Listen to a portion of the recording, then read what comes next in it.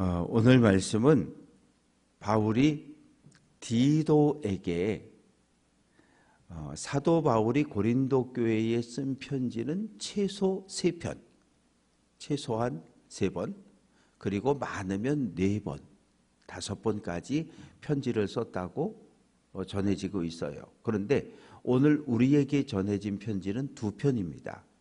첫 번째 고린도전서, 두 번째 고린도후서. 그런데 오늘 말씀을 쭉 읽어보면 이 첫 번째 편지와 두 번째 편지 사이에 또 하나의 편지가 디도가 가지고 고린도 교회를 방문했다 돌아온 이야기가 오늘 말씀 속에 있거든요. 그래서 그러한 배경을 가지고 말씀을 살펴보도록 하겠습니다.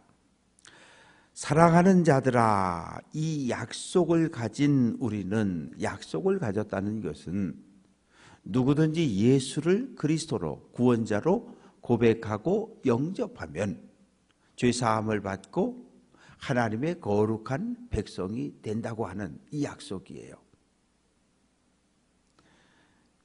이 약속을 가진 우리는 하나님을 두려워하는 가운데 거룩함을 온전히 이루어야 한다.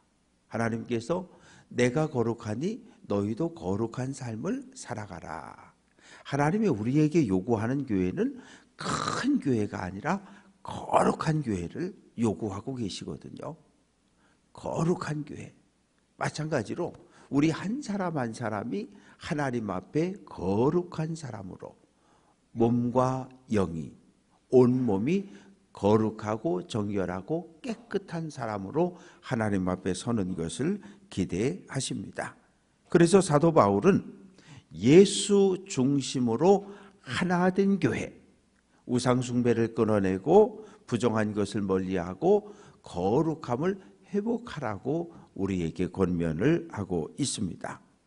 그러면서 2절에서 4절까지 말씀 속에서 고린도 교회 안에 사도 바울에 대한 오해가 많이 있었어요. 사도 바울에 대한 오해가 있었는데 어떤 건가 하면 2절에 마음으로 우리를 영접하라. 고린도 교회의 성도들은 지금 마음을 꼭 닫고 바울을 밀어내고 있거든요. 그래서 바울이 두 번째 편지를 통해서 내가 가겠다는 거예요. 내가 가서 바울의 두 번째 편지는 책망의 편지입니다. 고린도 교회 교인들이 잘못한 것을 하나하나 열거하면서 내가 갈 텐데 내가 갈 때까지 너희가 회개하지 않으면 내가 너희를 가만두지 않겠다는 거예요. 가서 책망하겠다는, 야단치겠다는 거예요. 이 편지가 두 번째 편지의 내용입니다. 그래서 마음으로 우리를 영접하라. 우리는 아무에게도 불의를 행하지 않았다. 이 말의 의미는 내가 목회할 때에 목회자로서의 모범을 보였는데 내가 교인들을 상대로 해서 이렇게 불법을 행한 적이 없다. 내가 어느 성도에게도 해롭게 마음에 아픔을 주거나 상처를 준 일이 나에게 없다. 그리고 아무에게서도 속여 빼앗지 않았다. 이 말의 의미는 바울이 고린도 교회 성도들에게 지금 예루살렘 교회가 3년 동안 계속 그 지역에 기근이 들어서 경제적으로 궁핍에 내몰렸고 이 유대 교회에서는 기독교인들에게는 전혀 구제를 하지 않았고 그래서 지금 땅을 가지고 이렇게 토지를 가지고 있는 사람들이 바나바도 팔고 그래서 자꾸 교회에다 갖다 들여놔서 가난한 사람들을 구제하고 있다는 이 소식을 듣고 이 고린도 교회에도 그 사랑의 헌금을 요청을 했던 거예요. 근데 이것을 성도들 가운데 오해하는 사람들이 생겼어요. 야, 저 바울 목사님이 저 사랑의 헌금 걷어가지고 다 자기가 가지려고 그래. 이런 오해가 교회 안에 생겨졌습니다. 그래서 그런 거 아니라는 거예요. 그런 거 아니라는 거예요. 지금 내가 너희에게 두 번째 책망의 편지를 쓴 이유는 내가 너희를 정죄, 너희를 죄인으로 내가 너희를 정죄하려는 거 그런 거 아니라는 거예요. 우리는 한 몸이라는 거예요. 한 팀이라는 거예요. 우리는 살아도 함께 살고 죽어도 함께 살고 예수 그리스도 안에서 우리는 함께 믿음의 길을 걸어가는 가족이라는 거예요. 신앙 공동체라는 거예요. 그런 이야기를 하면서 4절 말씀 속에 보면 나는 너희를 향하여 담대한 것도 많고, 이 담대한 것이 많다고 하는 이야기는 바울은 고린도 교회의 성도들을 생각하면 기쁨이 있었어요. 왜? 고린도라고 하는 지역이 예수 믿는 게 참 어려운 지역이거든요. 아프로디테라고 하는 여신을 주로 섬기고 제우스 신을 섬기고 포세이돈 신을 섬기고 수많은 신을 섬기는 그 고린도에서 복음을 전했고 1년 반 동안 눈물로 목회했고, 그래서 교회가 세워진 바로 그 고린도 교회를 생각하면 웃음이 나오는 거예요. 기쁨이 있는 거예요. 기쁨이 있는 거예요. 내가 복음을 전하느라고 당했던 고통보다는 그 열매로 인해서 바울은 기쁘고 즐겁고 너희를 생각하면 자랑스럽다. 어쨌든 교회가 세워져서 지금까지 믿음의 길들을 달리고 전도하고 선교하는 교회가 되었으니 너희를 생각하면 내가 복음 전하다 고난당하고 내가 복음 전하다 매를 맞고 그래도 고린도 교회를 생각하면 웃음이 나오고 행복하다는 거예요. 그래서 이제 5절부터 16절까지 말씀을 쭉 읽어보면 5절, 우리가 마게도냐에 도착했을 때에, 마게도냐라고 하는 것은 오늘날의 그리스라고 하는, 옛날도 그리스죠. 이 그리스라고 하는 것은 크게 둘로 구분이 되어져 있습니다. 북쪽 빌립보, 데살로니가, 베레아, 이 지역은 마게도냐라고 부르고, 그리고 아덴, 고린도, 이 아래 지역을 아가야라고 불러요. 아가야의 수도가 고린도고 마게도냐의 수도가 데살로니가입니다. 그래서 우리가 처음에 2차 전도 여행에서 드로아에서 환상을 보고 배를 타고 빌립보에 와서 복음을 전했을 때에 육체가 편하지 못했고 사방으로 환난을 당했고 밖으로는 다툼이요 안으로는 두려움이었다. 빌립보에서 복음 전하다 어떤 일이 벌어졌습니까? 저 많은 귀신 들린 여종 귀신을 내쫓았다가 어떻게 됐어요? 매를 잔뜩 맞고 빌립보 경찰서 감옥에, 지하 감옥에 갇혔던 일이 있었잖아요. 또 유대교인들이, 디아스포라 유대교인들이 그 바울 저놈을 죽여야 된다고 막 깡패를 몰고 다니면서 죽이려고 하고, 그래서 마게도냐 지역에서 복음 전할 때도 마음이 편한 적이 없었다는 거예요. 몸도 편한 적이 없었다는 거예요. 매를 맞고 도망 다니고, 그러면서 마음속에 내가 아무리 하나님의 종이지만, 사도지만 나도 두렵다는 거예요. 혹시 오늘 내가 돌 맞아 죽는 거 아닌가? 오늘 내가 매 맞아 죽는 거 아닌가? 나에게도 밖으로는 이렇게 외적인 고난과 고통을 겪고 마음으로도 내가 두려움을 느끼며 하루하루를 살았다.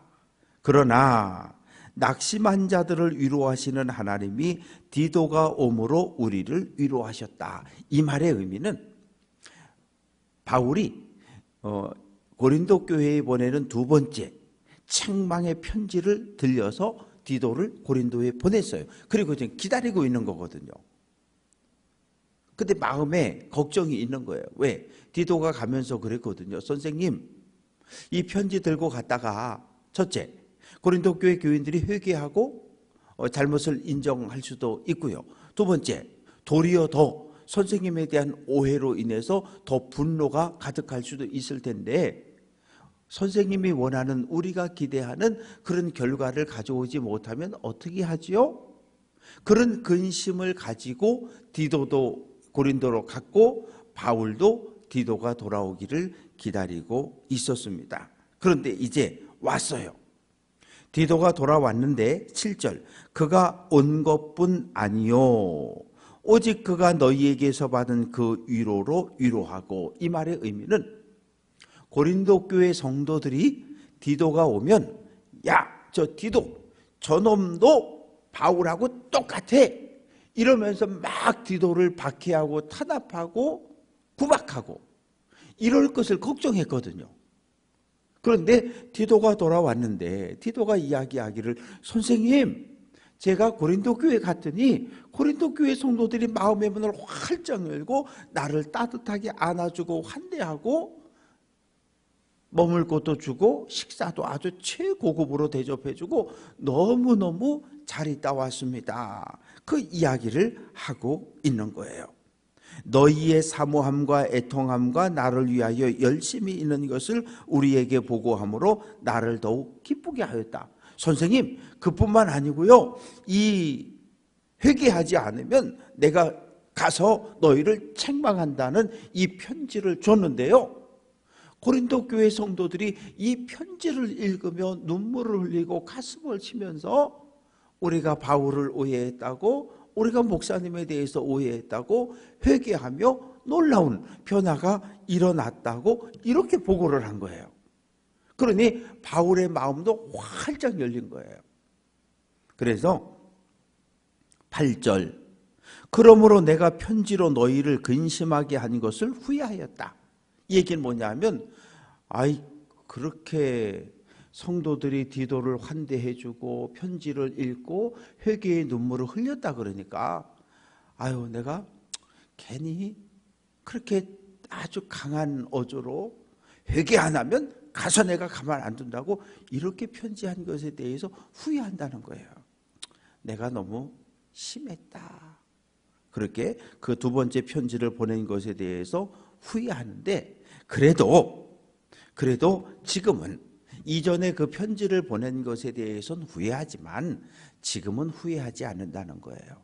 왜냐하면 9절 말씀 보면 중간에 도리어 너희가 근심함으로 회개함에 이른 까닭이다. 너희가 내가 보낸 이 책망의 편지를 받고 읽고, 그리고 너희가 잘못을 뉘우치고 마음을 활짝 열고 사도 바울을 끌어안고 디도를 끌어안아준 이것에 대해서 감사하다는 거예요. 감사하다는 거예요. 그래서 내가 책망의 편지를 너희에게 보낸 것에 대해서, 과거에 보낸 것에 대해서는 후회하지만 지금은 후회하지 않는다는 거예요. 그러면서 두 가지 이야기를 합니다. 9절 끝부분에 보면 하나님의 뜻대로 근심하게 된 것, 그리고 10절 말씀에 보면 세상 근심, 하나님의 뜻대로 하는 근심은 회개를 통해 구원을 이루게 하고 세상 근심은 멸망으로 끝난다는 이야기를 하고 있는 거예요. 그러니까 우리가 이 땅에 살아가면서 때로 근심을 할 때가 있어요. 그런데 우리는 늘 물어야 돼요. 내가 지금 하고 있는 근심이 하나님의 뜻을 이루기 위한 근심인가? 하나님의 뜻이 이건데 내가 어떻게 하면 이 하나님의 뜻을 이룰 수 있을까? 이런 근심인지, 아니면 세상 근심, 어떻게 하면 내가 잘 먹고 잘 살고 큰 집에서 부유한 삶을 살아갈 수 있을까? 이 나를 위한 근심을 하고 있는지, 이걸 우리가 늘 질문을 던져야 합니다. 하나님의 뜻을 붙잡고 이 뜻을 이루기 위해서 몸부림칠 때 하나님은 우리에게 놀라운 은혜를 더하시고 성령의 충만함을 더해준다고 이야기를 합니다. 그래서 이제 교회가 변했어요. 11절, 하나님의 뜻대로 하게 된 이 근심이 너희를 얼마나 간절하게 하며, 간절하게 한다 이 말의 의미는 우리가 잘못했어, 우리가 잘못했는데 그때 왜 우리가 그랬지, 왜 목사님을 향해 욕하고 손가락질하고 우리 교회 나가라 그랬지, 근데 우리가 왜 그랬지, 이런 잘못을 바로잡으려고 하는 마음, 변증이라고 하는 건 맞아, 우리가 그때 잘못했어, 나도 잘못했어요, 그렇게 서로 잘못을 인정하는 것, 그리고 얼마나 분하게 하며 교회 안에 바울을 대적하고 바울을 미워하고 바울을 부정적으로 말했던 일부 교인들이 있는데, 그들을 향해서 그전에는 그 사람들의 목소리가 컸어요. 그래서 말을 못하고 있었어요. 그러다가 이제 책망의 편지를 받고 정신이 번쩍 드니까 왜 그때 그랬느냐며 잘못을 인정하라고 회개하라고, 그리고 그들을 요즘 표현으로 하면 당회에서 그들을 잘못을 인정하게 만들고 책망하는 이런 교회 안에서의 자체적인 정화운동이 일어나기 시작합니다. 그러면서 얼마나 사모하게 하며, 이 말의 의미는 바울 목사님과 이전의 관계가 완전히 회복되어진 모습이고요. 얼마나 열심 있게 하며, 바울 목사님을 향한 뜨거운 사랑과 열심이 온전히 다시 회복되어졌고 얼마나 벌하게 하였는가. 이것은 바울을 그때까지도 바울 이야기만 나오면 부정적으로 정죄하던 사람들에 대해서 이제 멈추라고, 그러지 말라고, 우리가 오해했던 거라고. 그래서 끝부분에 보면 11절 끝부분에 너희가 그 일에 대하여 일체 너희 자신의 깨끗함을 나타내었느니라. 이전에 잘못된 모든 행실을 벗어버리고 이제 거룩함에 이르렀다고 이야기를 합니다.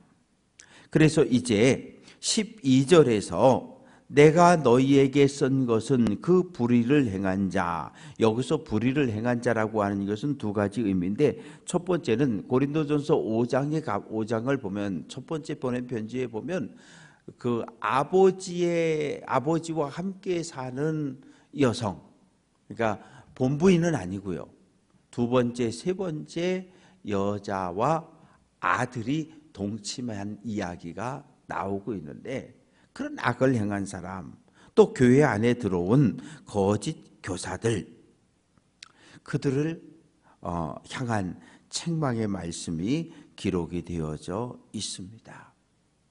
그런 불의한 자들도 사도 바울이 보낸 두 번째 책망의 편지를 읽고 회개하고 잘못을 인정했다고 하는 거예요. 그래서 이제 13절 말씀 보면 바로가 이제 바울이 디도를 통해서 보냈던 두 번째 책망의 편지를 받고 교회 성도들 대다수가 이제 바울에게로 마음을 돌렸고 바울을 향해 마음을 활짝 열었다는 이 소식을 듣고 이제 바울도 기뻐하고 있습니다.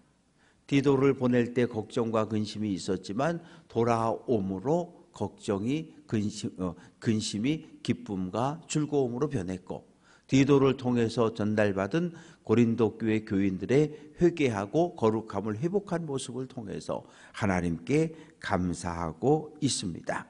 그러면서 14절에 우리가 디도를 너희에게 보내면서 디도가 참 믿음에 신실한 사람이고 디도는 화목한 사람이고 평화로운 사람이고 이런 이야기를 많이 써서 소개장을 하나 써서 같이 보내는데, 그 말은 거짓이 아니라는 거예요. 정말 디도는 신실한 믿음의 동역자라는 거예요.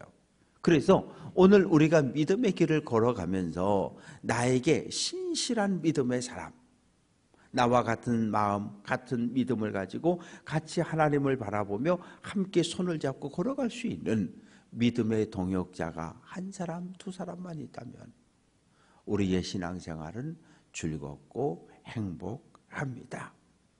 그래서 이제 오늘 말씀을 정리해 보도록 하겠습니다.